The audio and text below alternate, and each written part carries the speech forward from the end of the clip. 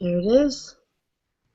Hi, welcome to iSpring Solutions and another great leadership series for the e-learning professional. And I'm Gina Schreck, and we've got with us today Taylor Stoffer, who's on the marketing team at iSpring, and Mr. David Kelly is joining us today talking about e-learning. Welcome, David.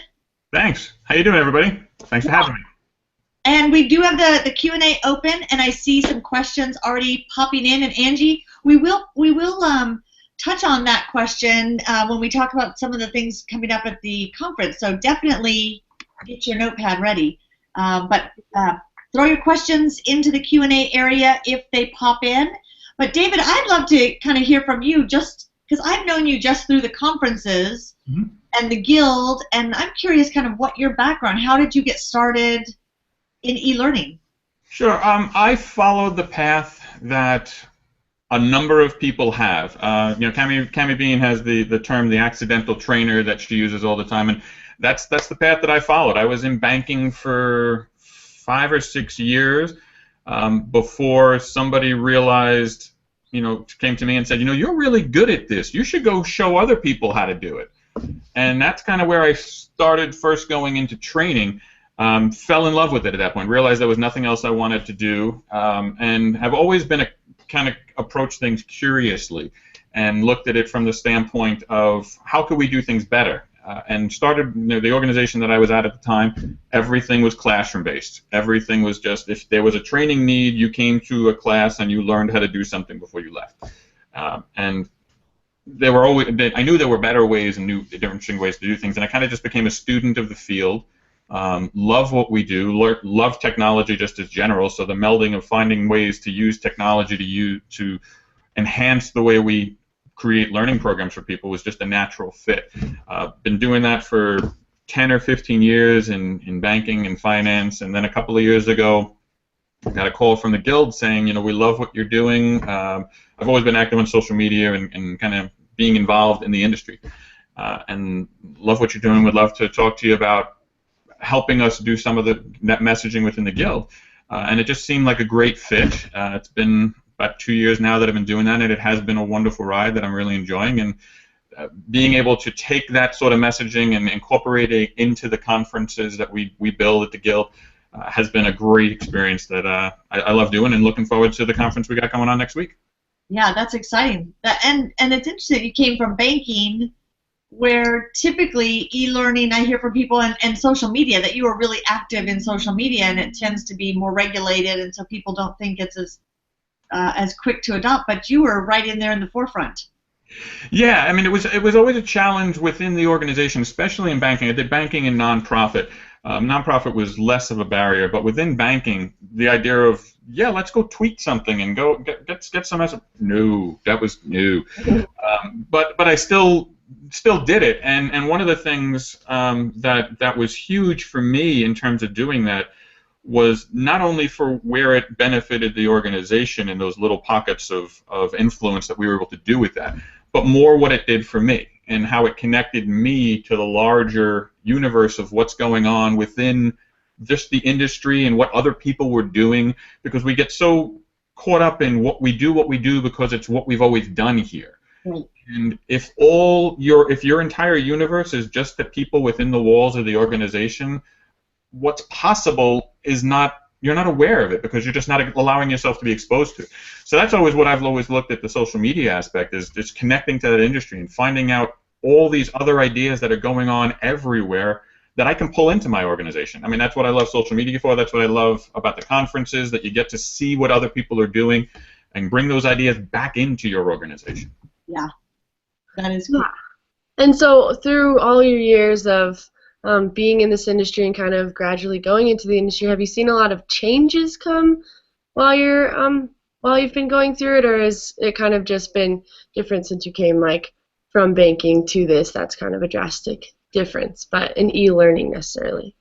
It's an interesting question. I've seen a lot of evolution taking place within the industry itself.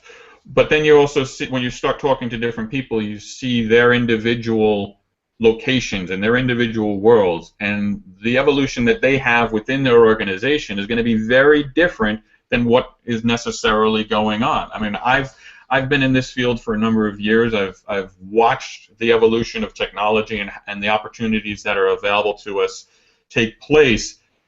But as much as like my personal journey has been over about 15 years of watching that evolution take place, and I'm naturally just I like to be a part of it and see what's next and incorporate that into my practice. But there are people that I talk to today that their starting point is where I was 15 years ago. That they're just making that they're an organization that has been classroom-based training, and that's all they do, and they want to start getting involved. I mean, I had a conversation a couple of months ago. I was speaking at an event, and someone came to us and said, you know, we're looking to start leveraging technology in terms of the training. And the reaction that I had was, how have you avoided it to yeah. How have you survived to this point without it?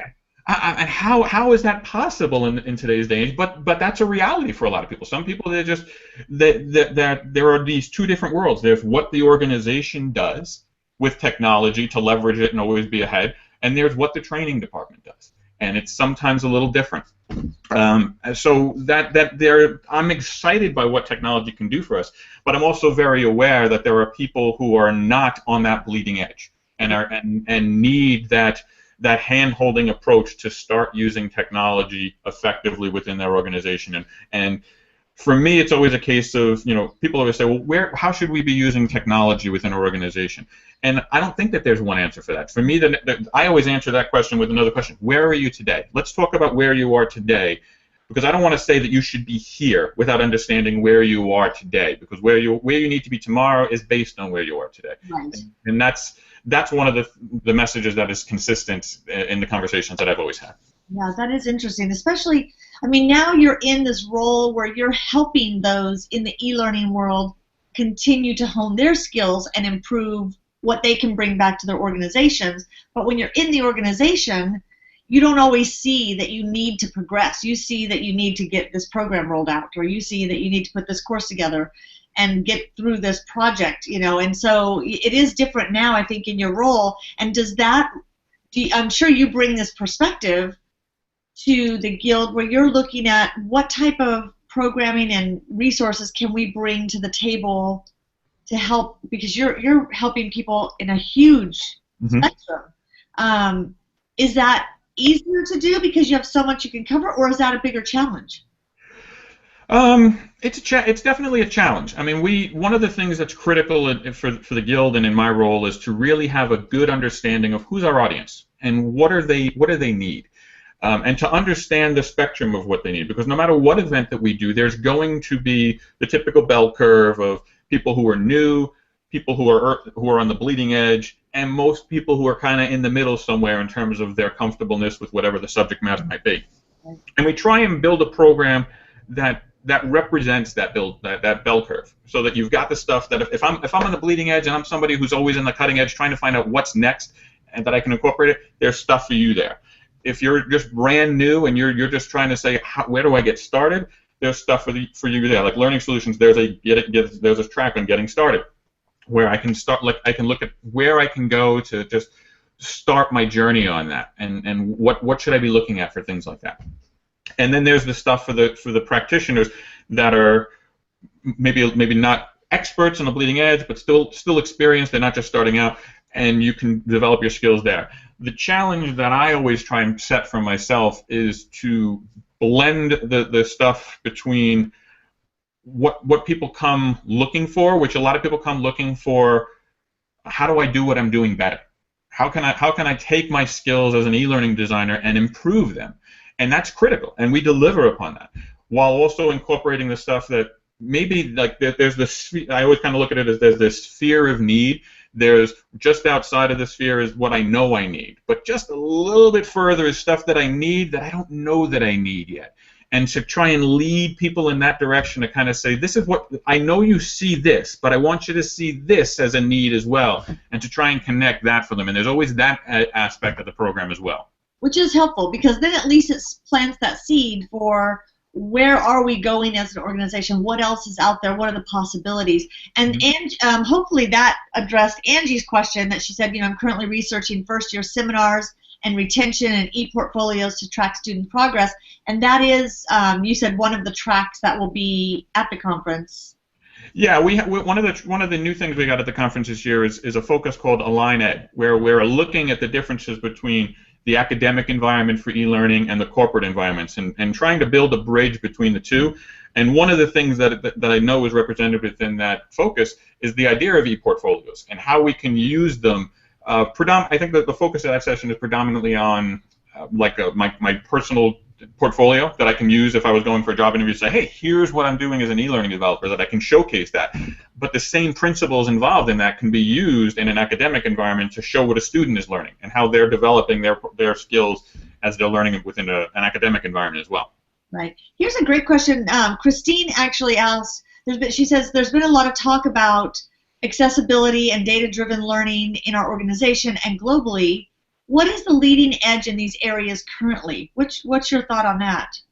Well, two separate items there. Accessibility is something that is present and is a need within organizations. It's also something that I would say most organizations look at as more of a nice-to-have than a must-have, despite any sort of legal need to be accessible. It's just something that a lot of organizations don't pay enough attention to. And there are a number of sessions that are going on at Learning Solutions that are exploring that compliance and accessibility and how you can easily leverage that into what you're doing. Right. In terms of the data-driven learning, the idea of big data and what it means is still something that I feel is a little out of reach for a lot of what people are looking for. But it's coming, and it's going to change what we do within learning. There are you'll see a lot of sessions that are dealing with specs like the Experience API and such that is pretty popular within our space, that are exploring new ways that we can look at data. Historically within e-learning, data had included metrics like how many people completed the course, how long did they do it, what was their score on a quiz, and these are not the most powerful metrics that we can really talk about to measure learning. Some of these new specs and some of this new way of being able to generate and analyze data is going to be able to give us more powerful stories, so we can better understand based on the data that we're getting, not just from an e-learning course, but just from work in general, being able to track the keystrokes that people do on particular things and how they're performing. What stories are behind that data? And how can we do it? So for data-driven learning, I feel like there's really two parts that people need to be aware of. One is what's immediately within our space. How is the data changing within the e-learning space? And that, when I mentioned the Experience API and things like that, that's within our space. But there's this whole other world that's going on within the IT group, how they're analyzing big data and how it's applying to the systems that operate the business, that is going to enable us to understand what's going on with the business in general and make better business decisions, and that's just going to go right back into L&D for how we support that. I think that's, and I'm sure, like you said, there's probably a lot of discussion around that at the conference, but I think that's a huge topic we're just starting to chip away at, is big data. How do you make it useful? How do you turn that into something that really can help organizations do something with it? But it's good that people are actually exploring that and discussing it in workplaces. Yeah, How do we use all this, and how do we use it for good? Yes. How do we use it for good and not for evil? Mm-hmm. So David, tell us like highlights of, because tomorrow, did you say tomorrow's the last day for online registration? Yeah, online registration closes tomorrow, Friday, the 20th. You can still register on site if you wanted to, but the online registration to have everything ready for you when you get there closes tomorrow, and then the conference kicks off on Wednesday. And it's in Orlando, so if you're watching this hangout and you are anywhere aside from San Diego or Orlando, you're probably wanting to be somewhere warm right now. Absolutely. The forecast is, I'm in the New York area, and the forecast is for more snow this weekend. I can't get there soon enough. Yeah, are you looking for early check-in, like a week early check-in? I had suggested for the conference for next year that I think I need to do a site visit somewhere around December Yeah. And it needs to last somewhere through April, Yeah, where whatever the warm location is. In order to really understand the facility, I'm going to need that layer of time. I think immersion is always Exactly. you need to immerse yourself in the culture there, get fully into that.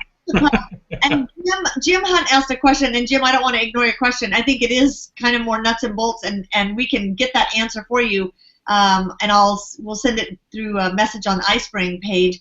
It's more of a nuts and bolts, how to integrate iSpring with non-Microsoft programs. So we're going to find that out for you. I do see your question, and I think Taylor's probably already got somebody on the technical team researching that for you. But I do. We'll get the answer in just a little bit. yeah, aside from fabulous weather, what are some of the highlights that people can look forward to at the conference?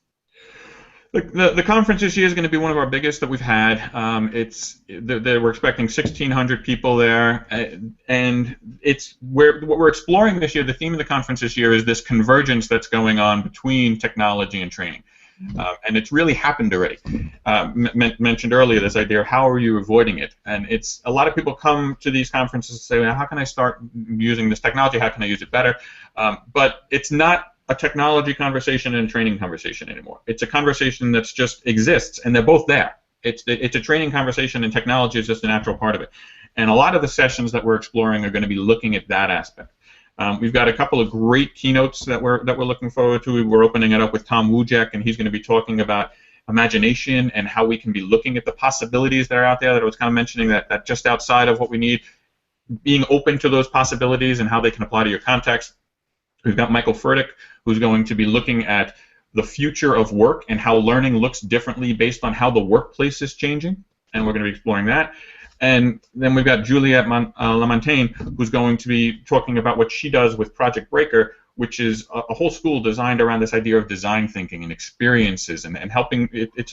We hear a lot about design thinking within our space, but it's not very contextual, and there's not a lot of concrete examples, and she's built an entire school for people around this idea of design thinking that she's going to be sharing that story. So great experiences there. Over 150 different sessions exploring the full spectrum of what's going on in the learning and technology space.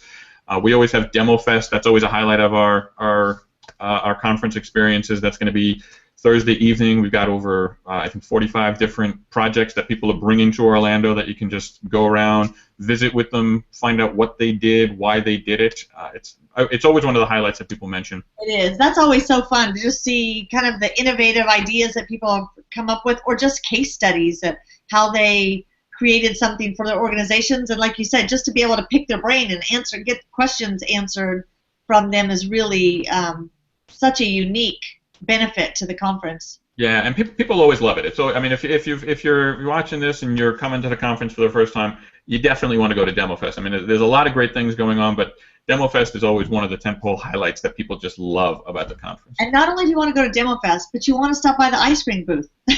There you go. iSpring will have a booth there. What booth there? There's things that you can only learn or get deals on if you go to the conference and stop by booth 307. 307. Yeah. 307. Get that in there. That's right. And that's going to be the iSpring booth will be one of the booths in the expo hall, and you know, one of the things, since bringing it up, one of the things a lot of people don't necessarily think of when they go to a conference is what an amazing learning experience the expo hall itself can be. Right. To just go around, and I mean, you want to get a snapshot of where the industry is and where the technology is driving what's going on. You go to the expo hall and you talk to the vendors that are there, and just talking to them and learning what they do can help you connect the dots on how you can solve problems within your organization. So another thing that I always recommend people do is allocate some of your time to spend in that expo hall and talk to the different people who are there, like yourselves, and learn what's going to be done, because it can help you solve problems down the road. Right.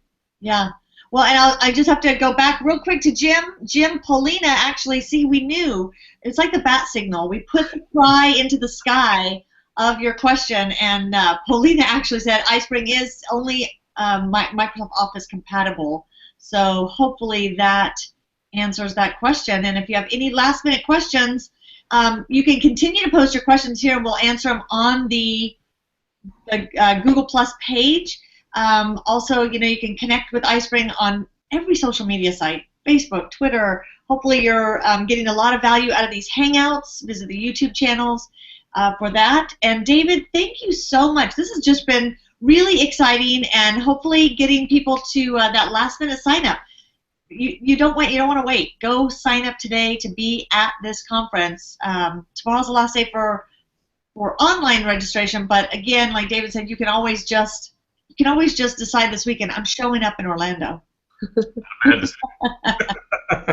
Go out there and just start hitching a ride towards Orlando, and hopefully everyone will be there and get lots of great value from the conference. But thank you so much, David. Thank you for having me. It was a lot of fun. Thanks. We'll talk to you soon. Take care, everybody. See everyone else next month on another fabulous iSpring Leadership Series.